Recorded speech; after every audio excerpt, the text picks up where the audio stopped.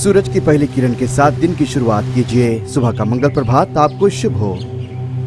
सुबह सुबह हो खुशियों का मेला, ना लोगों की परवाह ना दुनिया का झमेला। पंछियों का संगीत हो और मौसम अलबेला। मुबारक हो आपको ये खूबसूरत सवेरा। हर सोमवार से लेकर शुक्रवार तक सुबह 6 से लेकर 9 बजे तक शामिल रहें रेडियो फिजी 2 पर हम सफर में रविंद्र सिंह के साथ।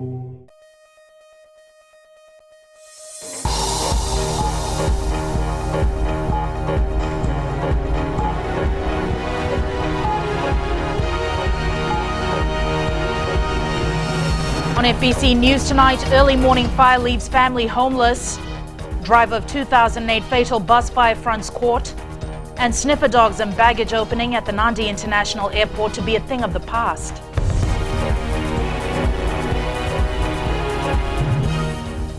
Good evening, I'm Jackie Spade.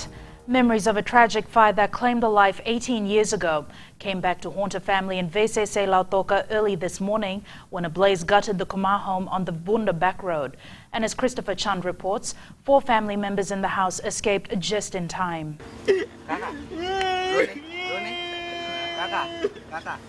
47-year-old Rajesh Kumar watched helplessly. The fire had engulfed the whole house. I tried to stop the fire and went back into my room, but there was too much smoke. I couldn't save anything. I came outside. If not, I would have burned inside. My hair is burned. The incident has come back to haunt the family. In 1995, Kumar's house was destroyed in a fire, which also claimed the life of his newly born child.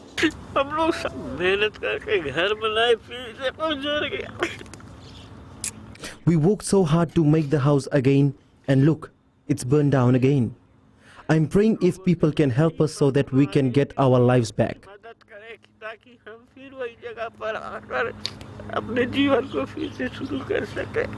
2 National Fire Authority trucks responded to the fire, but it was too late to save their home. Kumar, his mother, sister-in-law and 3-year-old nephew were in the house when the fire started. We are requesting if the government can give us tents so that we can stay here and build our house. The Kumars are in a state of shock following the disaster. They are unsure of how they will pick up the pieces and return their lives to normalcy. Christopher Chand, FBC News. 2 Asian nationals have been sentenced to life imprisonment by the Suva High Court for the murder of Robert Fong in April 2012. Both pleaded guilty to murder. Yang Soo Chi and Hu Jianzan came to Fiji in March 2012 and were approached by someone to kill Robert Fong in exchange for money. Fong was stabbed repeatedly by the 2 men when he came out of the Angel nightclub in Suva on the morning of Sunday, April 8th. Judge Justice Alessi Temo in his ruling said the aggravating factors are that the murder was pre-planned and it showed a total disregard for human life. Both men will be eligible for parole after serving 17 years. The driver facing multiple counts of manslaughter in a bus fire testified today that he was forced to take the trip to Nandi on the 28th of August 2008. Kaminieli Tuimavana said he started with Rewanga buses as a driver 3 weeks prior to the incident. He says on the day of the fire, he started his first trip at 6 a.m. and was called in by the company at 2:30 p.m. to pick up passengers from Dyumba. Devnarayan has more. Tuimavana made that trip and got back to Suva around 6 in the evening to continue driving on the Nambua to Suva road. He says while he was on his second trip, he was called again by the manager to take a special trip to Nandi. Tuimavana says although he knew that he was exceeding his driving hours, he had no choice but to follow instructions. He says after the mechanic checked the bus, he went to Korovo prison where 60 passengers boarded. Tuimavana said on his way to Nandi via the Queen's Road, he started hearing noises as he changed gears. He said he didn't stop since it was normal because most of the buses at the garage were having the same problem. Tuimavana said that once they approached the hill at Malangerengere, he could see sparks from the engine. He says he then tried stopping the bus, but he couldn't. He says he told passengers to wait for the bus to stop before they got out. Tuimavana says he looked for the extinguisher to contain the fire, but he could not find one. The trial continues on Monday. Devnarayan, FBC News. Dog sniffing baggage and the opening of suitcases at Nandi International Airport will soon be a thing of the past. A new system is in place and hopes are high. This will prevent smuggling and other illegal activities. Akusita Tale tells us what the system is. While sniffer dogs have been vital in the protection of Fiji's international airport, it's time to keep up with the fast-evolving technological world. These machines will now take over the work of sniffer dogs. 4 new screening machines are being used as a trial run at the hub and will replace the old system. When you check in at the airport, you're given your ticket and your baggage tags.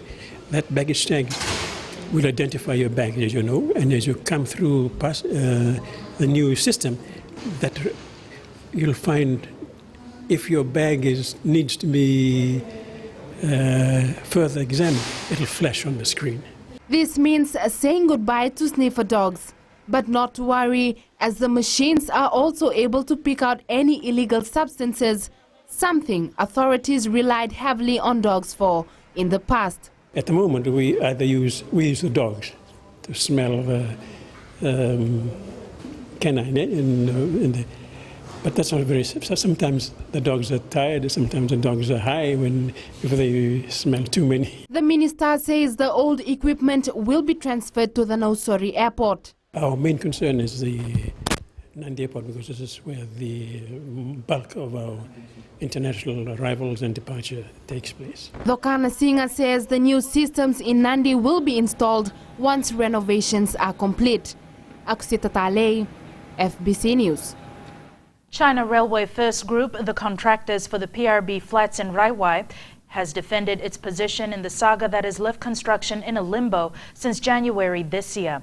Mika Longa reports the Chinese company has argued that the contract it signed with the Public Rental Board allowed the structural design of the buildings to be of Chinese national standards.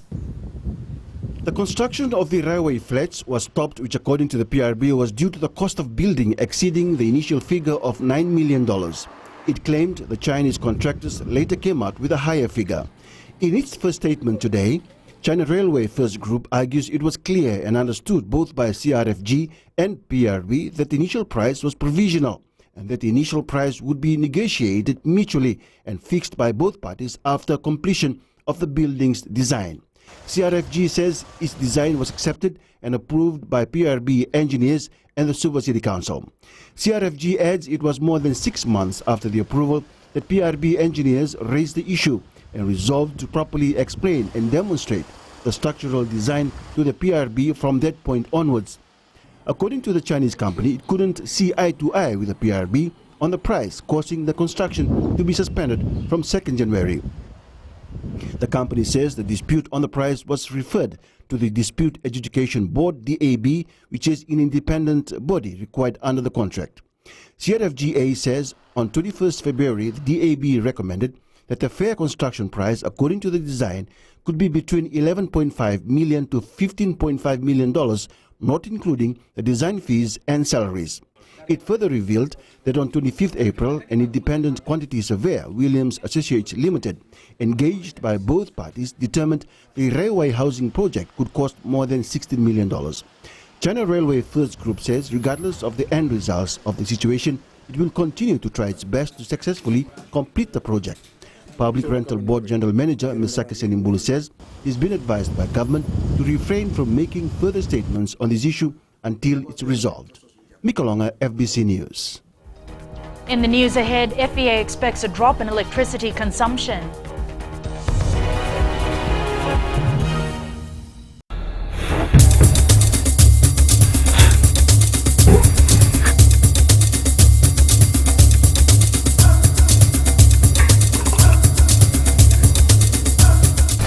Now that's just another groove to kickstart your morning. That's right. Good morning, Fiji. It's Gold FM bringing you the classic hits to fine-tune your morning. And Fila still trying to fine-tune her voice. And as always, Pedali still trying to wake up. Now this is where you'll find us every morning from Monday to Friday. On Daybreak with Pedali and Fina from 6 to 9. Join us. I wake up in the morning, I prefer to go down to the gym, get a bit of physical work done. Also, later on in the day, I decide to go through for meditation. I do a bit of reading to find out what the latest songs are. A bit of research. And for me, it's all about the listeners. Hey, what's up? I'm Rio, and this is the Traffic Jam every weekday from 3 o'clock to 7, only on Today FM. Today is hit music. What's up?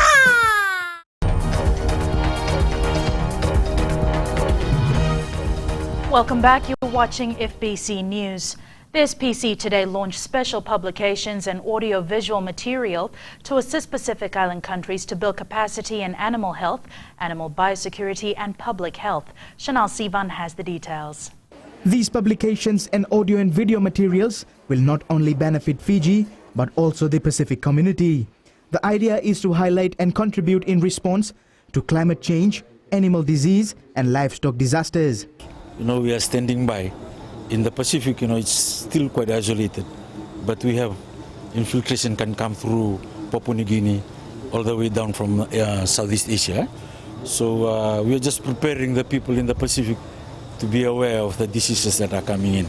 Director for Animal Health Tomasi Tunambuna says this initiative will allow livestock farmers to better control animal sickness before a vet can diagnose the animal. We have re-emergence of diseases that we've had in the past in Fiji, and also the threat that we had for the diseases that might come into Fiji. But with the help of SPC, we've managed to put out even manuals that can prepare us if there is a need to respond to some of the diseases which we don't have. According to SPCA, Fiji and other Pacific countries lack veterinarians, and this will assist developing countries. If you are a farmer, you can see, look at diagnostic, the signs that are affecting your animal, and you would be able to know what are the diseases that are affecting them. Then you can quickly just call the vets. They can come in, the provision of quick support from them by bringing the right medicine and all this. The distribution of these publications and manuals will be done in the next 2 weeks. Chanel Shivan, FBC News. The Fiji Electricity Authority is expecting a drop in electricity production and consumption for the next couple of months. This is because of the cold season which is set in early. Eleanor Turangaivu has more. The Fijian winter or dry season is from May to October, meaning during this time there will be low humidity and rainfall. For the last, I would say, couple of weeks, we haven't been having, practically any rain up at Monasabu. And there have been very, shall I say, small amount of rain in Nandarivatu. Low rainfall basically means electricity generation will be much less. There are some inflows, into the Nandarivatu Dam. So on a daily basis, we are generating some electricity at Nandarivatu. And of course, Monasabu, we are generating on a daily basis some 50% right now.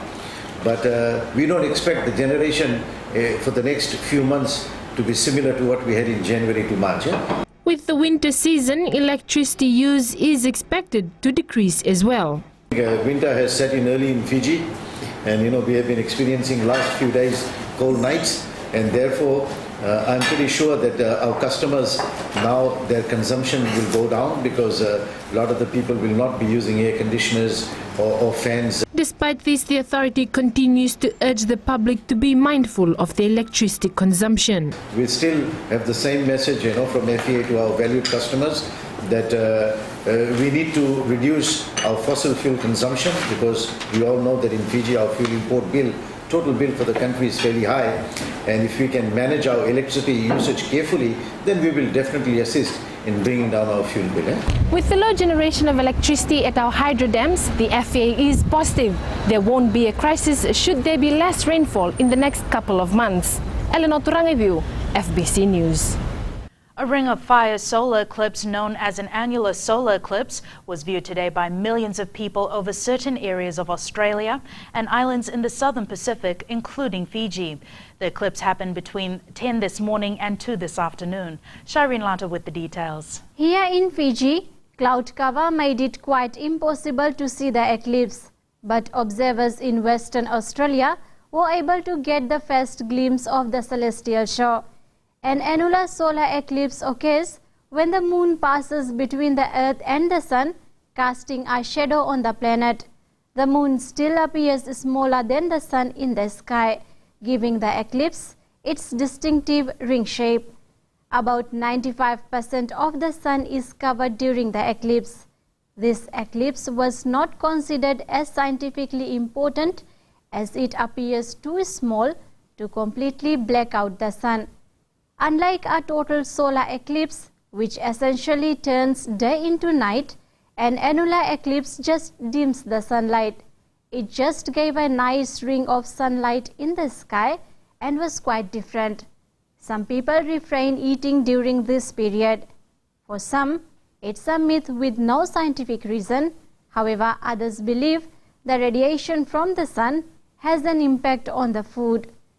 Although this was the first solar eclipse of 2013, it is not the last. A rare hybrid solar eclipse will be seen on 3rd November. Shaheen Lata, FBC News. That time again, Jamie is here with Friday Night Sports. And what's the latest you have for us? Well, Jackie, there's action heating up everywhere. We have the Fiji Fact pulls out and defending champion Suva faces a tough defense. Also tonight, women ruggers get down to business. Those stories and more after the break.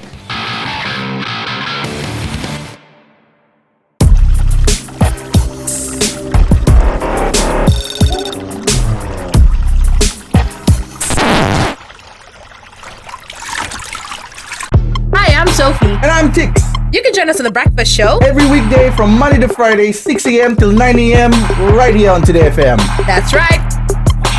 Isambolo binaka. Na dango wadi soni dalai. Na makio mani wasini ngono borota kina lali ne kabi. Mai na tolu kina bitu. Ena moni tingina por rombuka. Ena mbula FM. Na bandu ena serre.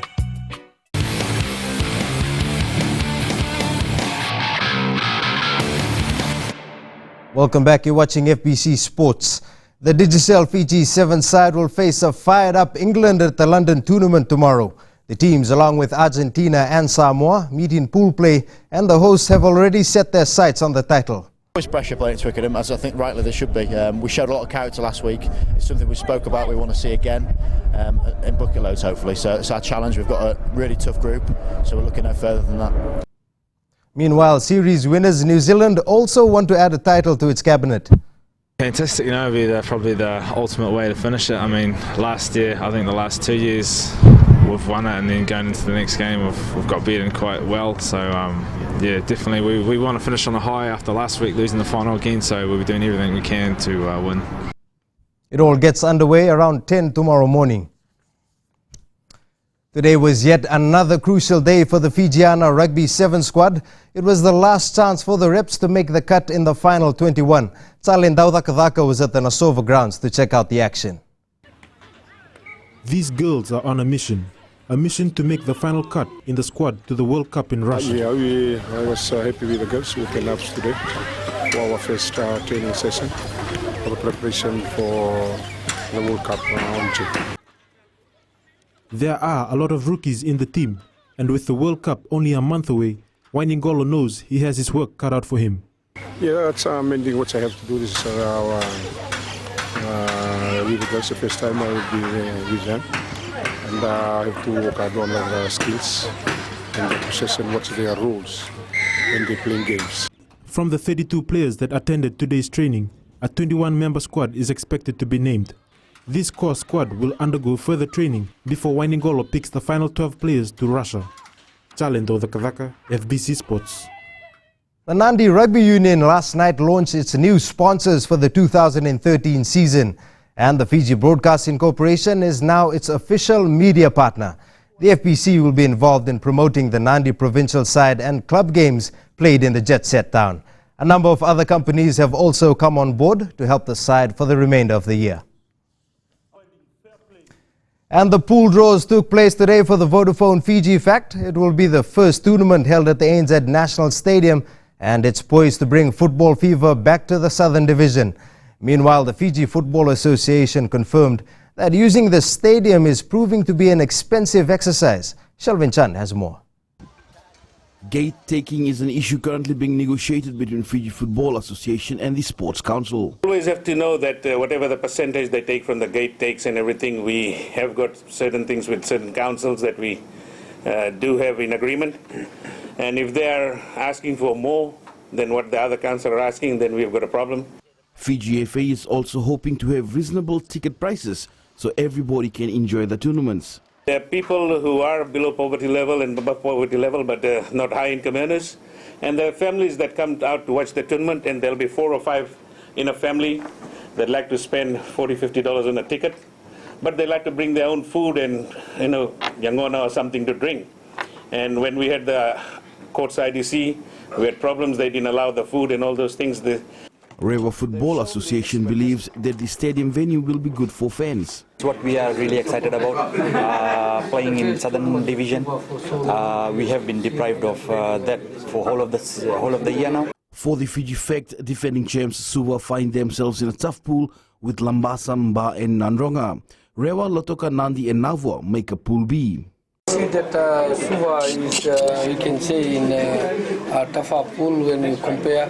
When you see the National League, the top 3 teams are in pool A. The 8-team tournament will feature 90-minute football. The ANZ Football is supposed to host the Fiji Fact on June 15th and 16th with the tournament proper at Prince Charles Park in Nandi from June 21st to the 23rd. Shelvin Chan, FBC Sports. The Mba football side faces the mammoth task of overcoming Auckland City in the second leg of the OFC Champions League semi-final tomorrow. The men in black need to win by a clear 5 goals to progress to the final, something described as tough but not impossible. Well, the question is, can Ba play a different sort of pattern tomorrow? That is to start attacking from the first whistle. And that will be a key factor, because with the Auckland side, if you disrupt them in the early stages of the game and not let them settle down, that will be a key factor. And I think Ba will tomorrow go out attacking, because the New Zealanders may find the heat here a bit disturbing for them. But for Ba, they need, and one of the good plus points is Malakai Tiwa coming into the midfield.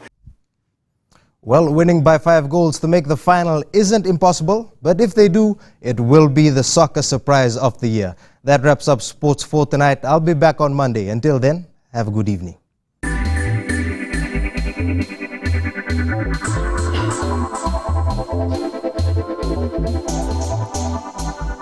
As many as 10,000 public rental board tenants and neighbouring residents will soon gain access to the internet. This comes following the signing of a memorandum of agreement between PRB and Telecom Fiji Limited for the provision of Wi-Fi internet services to PRB's housing estates across the country. The estates will by the end of July become Wi-Fi hotspots after TFL completes all installations as scheduled. We're very proud to be in this partnership with the PRB.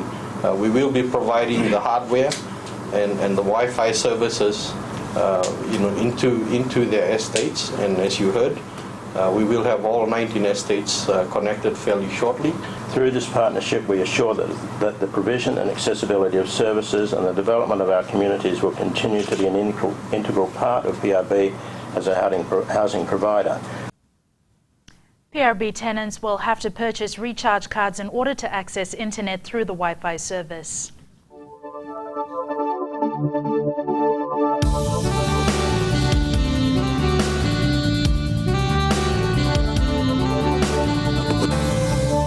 Weather time now, and what have you got for us, Jen? Hi, Jackie. As forecast yesterday, it was fine all throughout the country, with some clouds and showers in Suva and the Hidden Paradise. Goodness me, I'm sure umbrella sales must really be blooming in these two places. Ba was the hottest day in temperatures, and from the looks of it, Suva was the lowest at 28 degrees. It's going to get a little bit cloudy for Lambasa and the western side tomorrow. I know I shouldn't be so negative about rainy or cloudy weather, but hopefully everything clears up by Sunday. Our last photo for the week now. This stunning backdrop behind me is courtesy of Viliame Tikuidina, and it's of the Wanimbuka River in Naitasiri. Pinaka Viliame for the photo of the day. If you've got some original shots showcasing Fiji's beauty, Citizens Eyes at fbc.com.fj is where you need to send them. Thanks for the company this week. Have a fabulous weekend, and remember to stay safe and stay smiling. Thanks so much for that, Genevieve. And just recapping the headlines. Early morning fire leaves family homeless. 2 Asian nationals imprisoned for life for murder of businessman Robert Fong last year. And sniffer dogs and baggage opening at the Nandi International Airport to be a thing of the past. To the poll question now, and we ask, do we need more e-ticketing service providers? To answer, go to www.fbc.com.fj. Remember to send us newsworthy pictures and videos. Email citizenseyes@fbc.com.fj. That was your FBC News for tonight. I'll be back again on Monday at 6 p.m. Until then, have a safe and enjoyable Mother's Day weekend.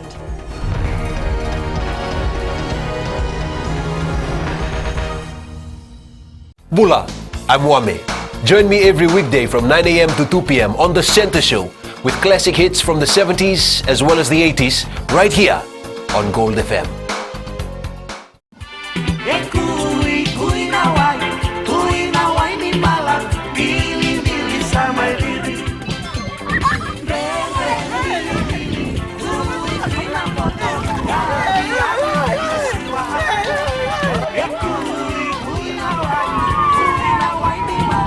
Nimbula, metango nimilote na isoro tumboa. Nama kia umina rua kina ona na via kavi moniti kina wakarambuka. Rongo mena via sana kina viva ka baro takinin reko malolo. Ena Radio Fiji 1 na wongani pia niano. Ngai nama kia kina.